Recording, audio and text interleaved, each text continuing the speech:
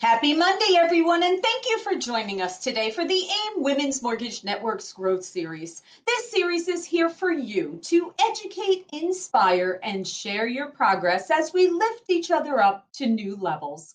On today's episode, we have two mortgage brokers who are going to share their expertise in serving their local communities and supporting non-permanent residents while providing the dream of homeownership. Let's meet our panelists. From Arizona, we have Tito Veramontes, a loan originator with Nexa Mortgage. And from Arizona also, we have Mo Hernandez, the broker owner of AZ Lending Specialists. First off, thank you so much for joining us today. Okay, Mo, let's kick this off. We all know that real estate and the mortgage process can be overwhelming to some families. And when you add the component that you are not a US native, it adds an additional stress to the process. So Mo, how do you approach building trust and confidence while reducing fear and being the family's trusted advisor? That's a great question, Laura. And honestly, it has everything to do with integrity and compassion. I think that the biggest misconception is although there are traditional ways of getting financed, we do as mortgage brokers have the capability of being able to offer solutions for certain people of the communities that we serve. So for me, the biggest step is to really dive into the conversation with my customers, understand what their needs are, understand what their current obstacles are, and be the guiding light to give them the plan of how to get from where they are to getting, the American dream of owning their own home. So for me, it's all about integrity, treating them with dignity and having compassion for their current situation. I love that. And I think you're right. I think every relationship, regardless of what the relationship is built on a trust foundation, right? So with that in mind, is it the questions that you ask? I mean, is that where that trust begins? Absolutely. I've been in the industry for many years and have somewhat perfected my script where I'm able to ask the right questions, able to understand their current needs, and really be able to dive into how to best serve them. So by asking the right questions and being able to come up with the right solution for them, and really for them to understand that they're being cared for, they're not being disregarded. Even if we aren't able to help them, at least they have the opportunity of having a very good, educated conversation with somebody who's in the industry who can show them through the series of questions, through the series of scenarios, and through the series of confidence to bring them to the solution that they so desire. Love it. Okay, Tito, let's go to you. Please share with us, how do you approach these families to be able to build trust and confidence? Because it is a unique situation.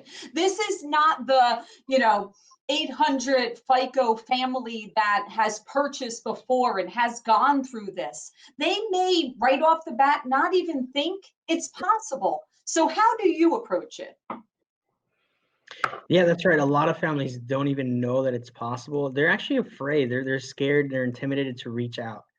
So when you finally do get an opportunity to talk to somebody and educate that family, a lot of the things, I think Mo hit the nail on the head with the integrity and stuff like that. But in addition, one of the things that I kind of start out with is, I let them know that, I educate them on what I think the important factors are, which is nowadays that's income.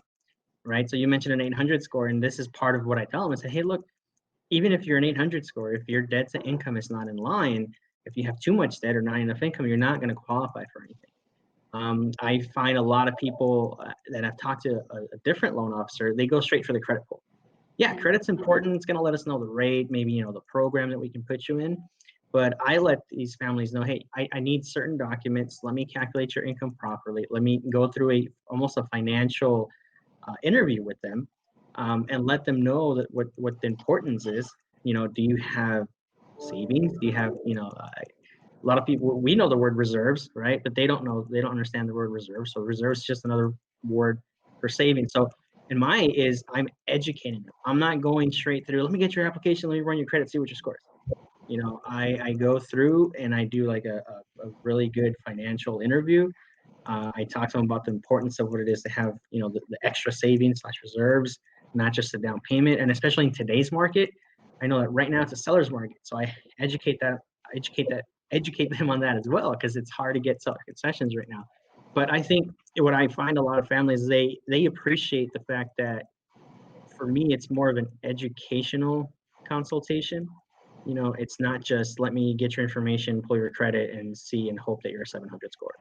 So Tito, while you were speaking, I was thinking about all the different words that you used that families may not be familiar with.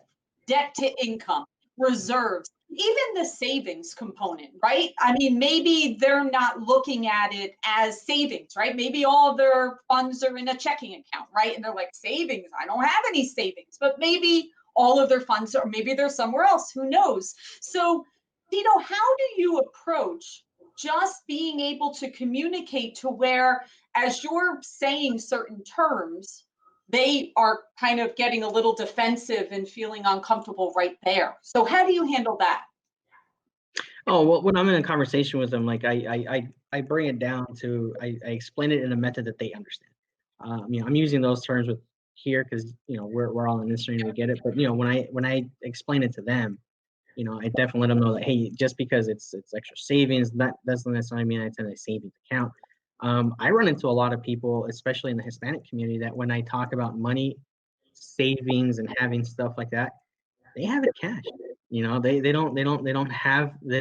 either not in a bank, and I have multiple, whether they just don't trust the bank or they just have, it's just that, I don't know, it's almost like a heritage thing. Like we just save money cash, and they'll ask, hey, how much do you have saved? Oh, I have 15,000. Great. And then when you start talking about the bank statements, like, hey, this only has about 500 in it. Oh, I only use that to pay my bills. And so the rest of it is saved cash. So there's sometimes you run into those scenarios, and that leads me right back to the education. You have to have it in the bank. It has to be there for at least 2 months. So there's a lot of, my tactic is more of a lot of education before I go to just run the application, pull credit. I want to make sure, because it's, for any first-time home buyer, it's the biggest purchase that we make in our lives. So I want them to make sure that they're going to understand the process from beginning to end, and make them feel like they can reach out to me at any time. Whether it's a text or an email or a phone call. If you have any questions throughout anything, just feel free to reach out. There's the only bad question is the one you didn't ask. That is correct. Absolutely. Okay, Mo, I want to circle back with you. Sure. You said that you have kind of a script of questions that you go through.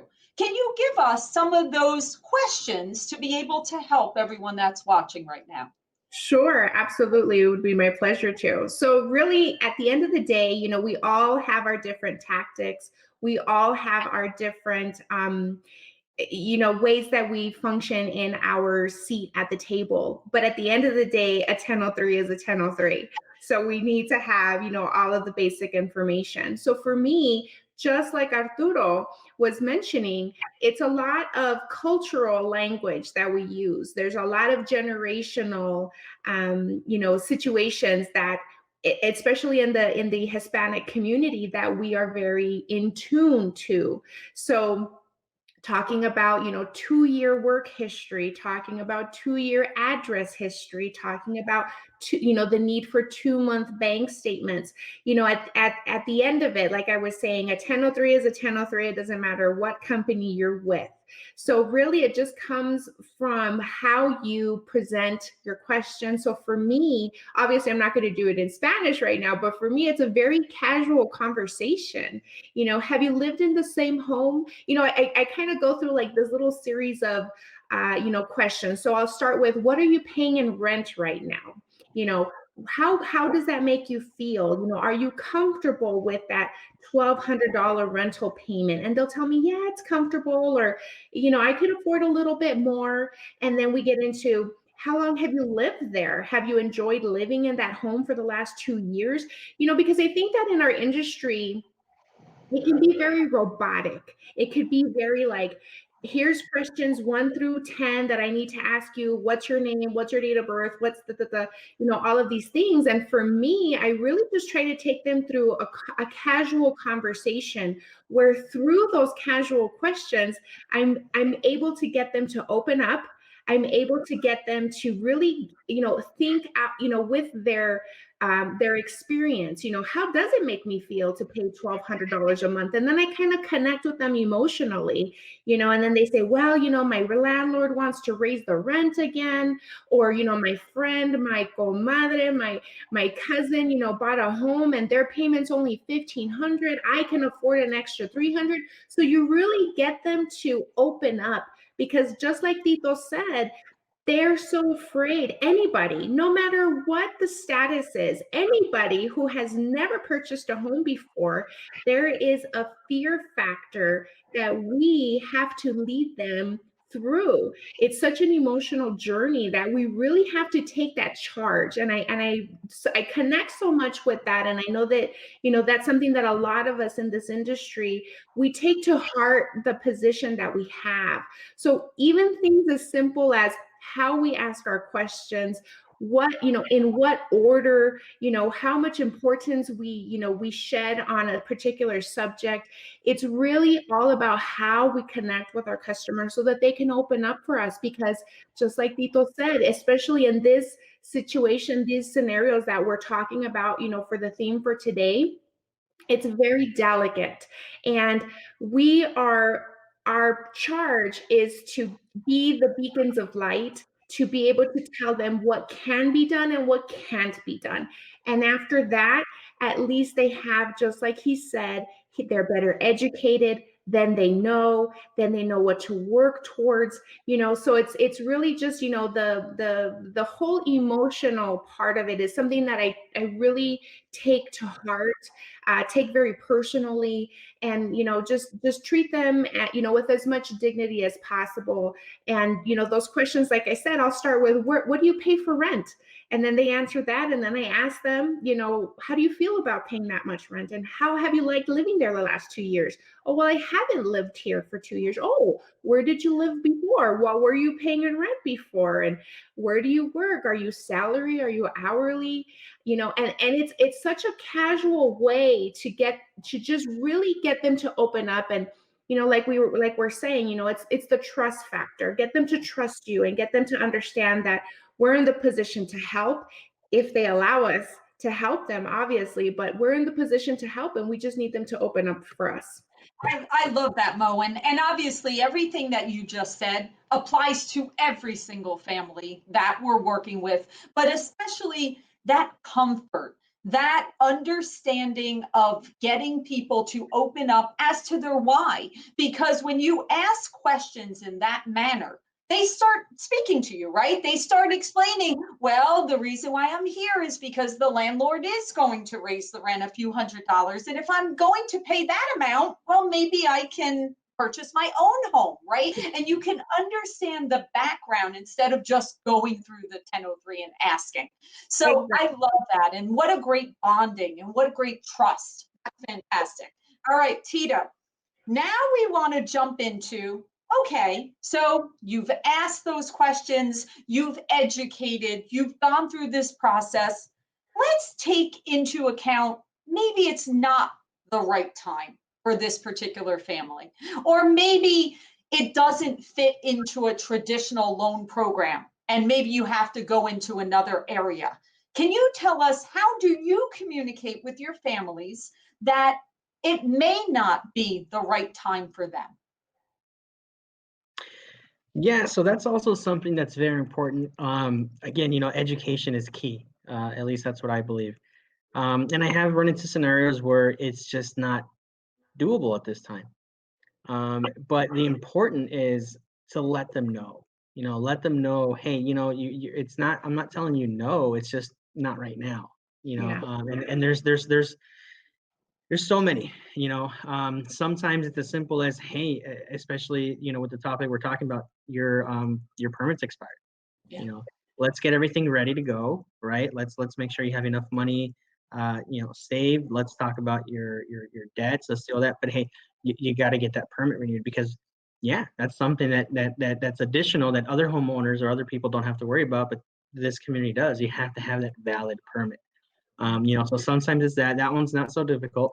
That one's in, they understand, hey, I gotta renew it. I slacked off. So, you do that. For others, it's just their finances are not where they need to be, and scores are not where they need to be.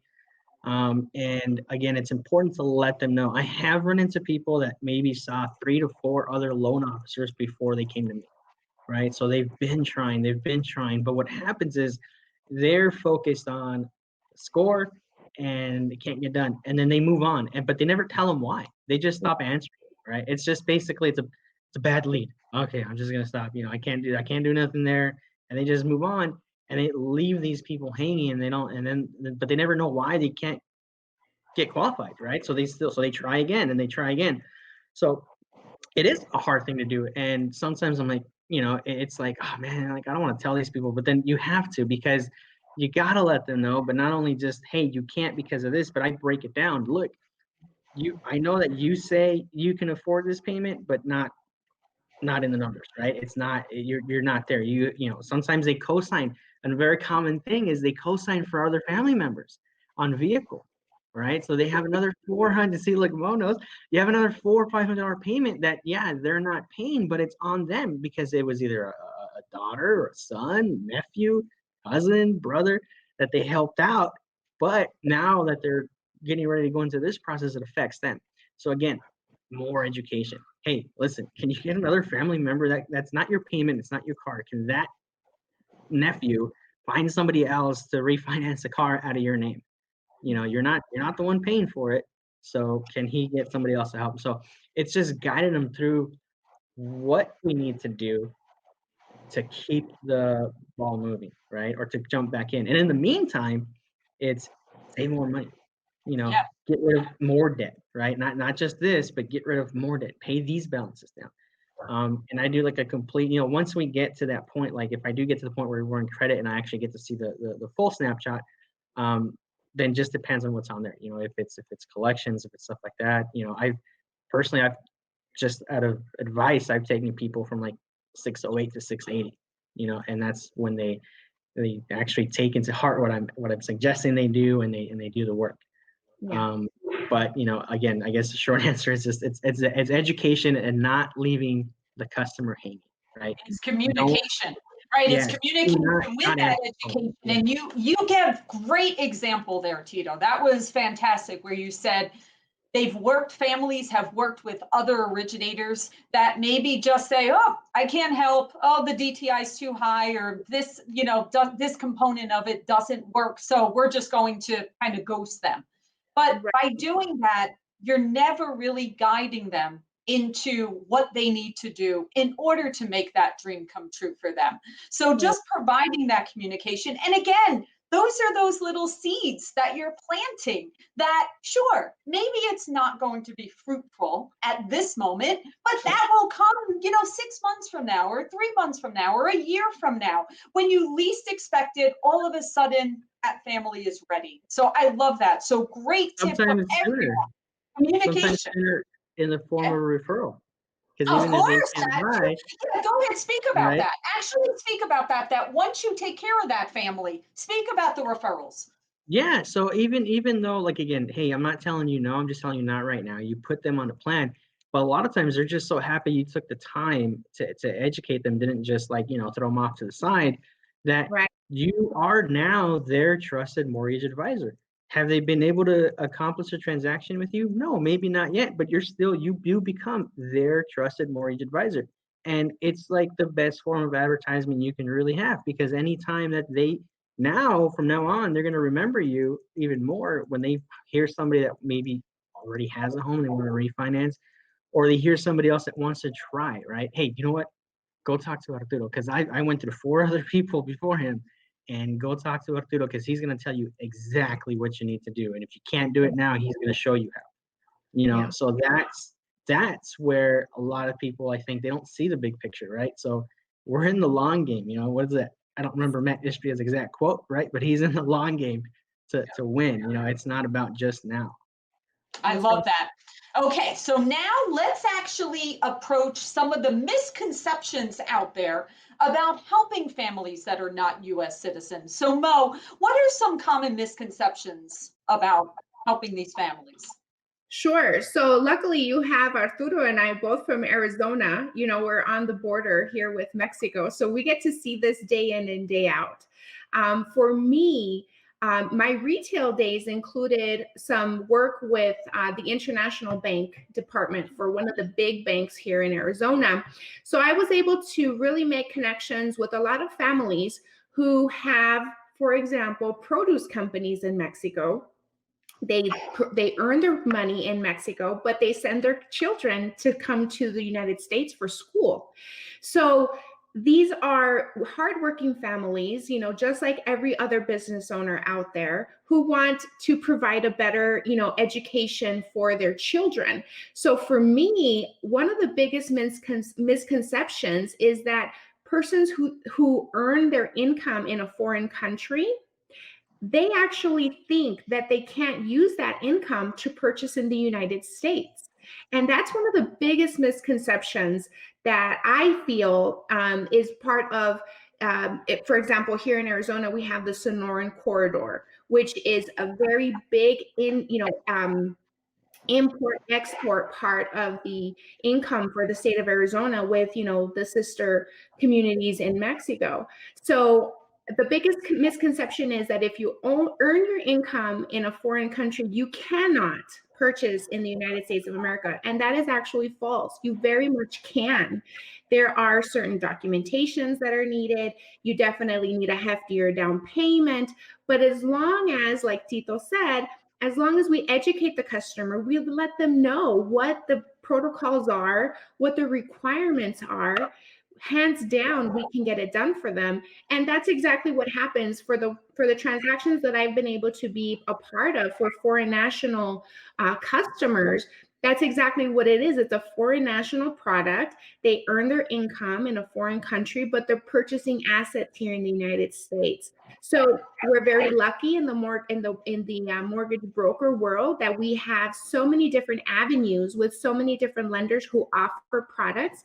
Then it's just a matter of us figuring out who is going to be the best lender for that client. So that's one of the biggest misconceptions that I've been running into, here in my seat as a mortgage broker. That is awesome. Tito, do you have any misconceptions that you want to share?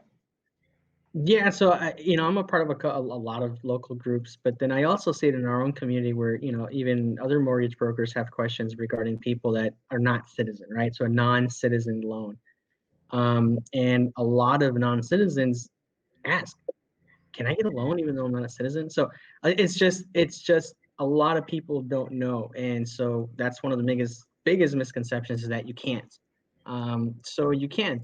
You just it goes back to that interview with the customer. It goes back to that communication, and it goes to asking the right questions. So you just have to find out what type of permit do you have. If you're dealing with a non-citizen, they'll know. Don't be shy to ask the question. We have to know, right? So ask them what type of permit do you have.